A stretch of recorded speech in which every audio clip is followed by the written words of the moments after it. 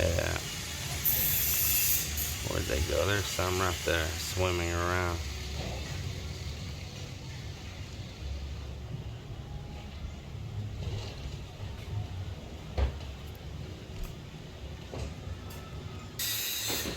So I wanted to talk a little bit out here about the tilapia and give an update on these. And I got Marvin here with me right now that we're going to talk to him also. So I want to address several things. One thing is people say you need to go buy feed. Yes. Well, I'm not trying to commercially grow these and do like a big harvest day. Once I put these first ones in here, some are going to get big in there and they're going to be having eggs and babies constantly.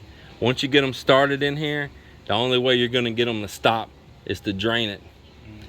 And so this is just the beginning ones, and there's always going to be babies. And the reason I put banana leaves and papaya leaves and put this azolla on top and all, that is natural food for them. And I let this pond sit here for several weeks. The guys kept wondering when I was going to stock it, right? Yes. But I was letting this algae grow. I was letting this plant matter break down and it start growing natural algae in here. And when I seen enough buildup on the walls of the tank and all, I knew that I had enough in there to get these small fry started here. Like I say, I'm not trying to run a fast grow operation that I want to see how quick I can get them to market size and bring out of here. That's not what we're doing here. Our goal on this pond is about feeding our own family. And you can't even buy commercial feed. What if the feed stores don't even have no feed? Yes. How can you feed these fish? Well, the natural thing is tilapia. They are omnivores, but they're also herbivores. So when they're real little like this, they're non-discerning. They will eat other decaying meat and animal matter, all of that, but they also eat on plants and algae. As they get bigger, they'll focus more towards plants only, and they care less about other decaying stuff like other fish or anything breaking down that's animal-like stuff. So we're always going to be trimming these papayas. They actually, you can chop up that papaya too. So like if Melinda knocks off the bad fruit, she can chop up that bad fruit and throw it over here in the pond, and the tilapia will eat that. So those little small ones you take off and all that, they can go smash them or chop them up, throw them in here. That's tilapia food. Banana leaves, any kind of plant waste like that, throw it in here and they'll eat it. Now as these get bigger, I've also had subscribers saying you need aeration in here, and I had already bought last year a pump for this, and I've got other things also in mind for this. And people wrote about aquaponics and all. Well, I kind of laughed at that. That's a good suggestion. That's great. I already bought those little cups. I'll show them in a video later that you drill in the pipe, like that pipe laying on the ground there. And we'll be pumping that water through those tubes. I already have the little cups to grow plants in, and the plants will help filter this water. Then others have mentioned about you need a water filter. And I smiled about that comment, because you know that big blue barrel that I have up there? I said keep that clean, don't get all that concrete in it, because I'm going to be building a natural filter to filter this water as well.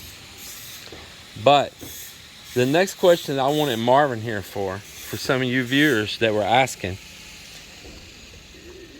you viewers don't realize this is basically a fish village that I live in here, right?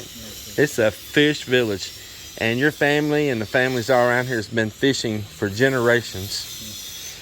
And right behind their mama's house is a huge fish hatchery with maybe about 30 of these tanks, and some of them double this size. Yeah, and some of them about the same size. There could be even more. And they grew up around that hatchery when it was operating. And they go also out here on the water when it's rainy season and storms. And what do you call that? What do you call that little net that y'all make that you push along the shore to catch the small fish? The little net that you make to push, that floats, and you push it along the shore to catch the fish. Say it again.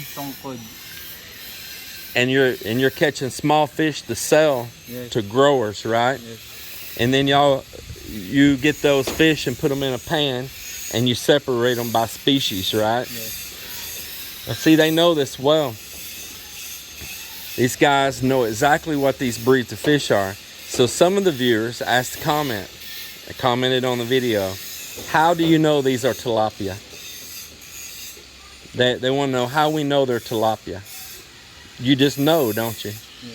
Because you've been around it so long. Then some want to know how the tilapia got there in that water. Well, down the beach this way and down the beach this way are some rivers that come out. And those tilapia are in those rivers.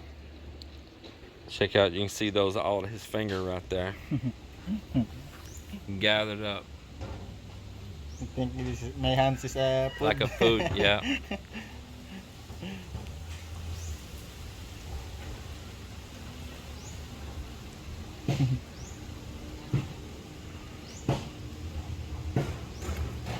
So down that way is a river, down this way is a river.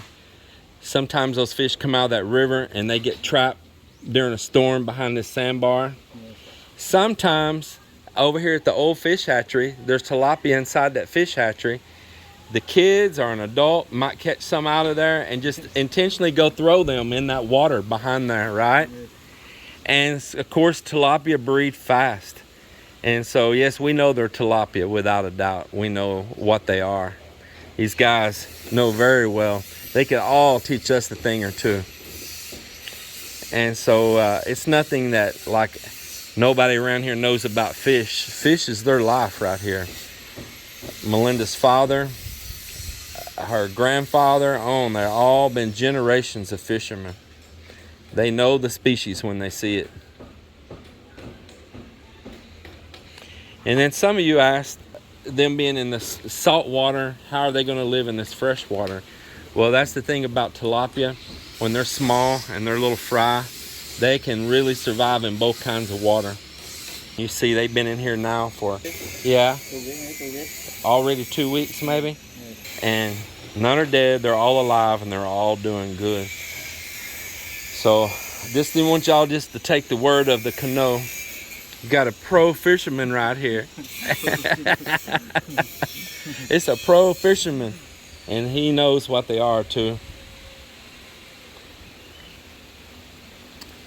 Well, they seem to be doing good, but we are going to be putting a water pump on them soon and a filter, because they're going to start growing really fast. Yeah, I want to mention something else here about this azolla. And a subscriber made a good point on that. These little tiny fish like this will eat off the roots off the bottom of azolla and it'll die. And so what I may need to do is make a screen that I can put under the water there and make like a little area that the fish can't get to the bottom of the azolla and eat it, so that it can keep growing and spreading. Because they'll eat all the roots off the bottom of this and it'll all turn brown and die. And that was a very good point, and that's why I asked subscribers to give me points too. And that's a very good point. It'll have a tiny little hair-like root on the bottom, floating in that water, and those little babies will come underneath there and bite that off. So that's a good point and good advice from one of the viewers that commented here in the video. And there's a guy named Michael, he's half Filipino, that gave me this azolla, and he said if I need more of it again to get it started good, that he'll bring me another sack of it fresh. So we may want to do that soon though, make a little frame and float it on the water. We can make it with some PVC tube. Yeah. Well, I guess we better get back busy. So this concludes the tilapia video for the day. Io mi caro.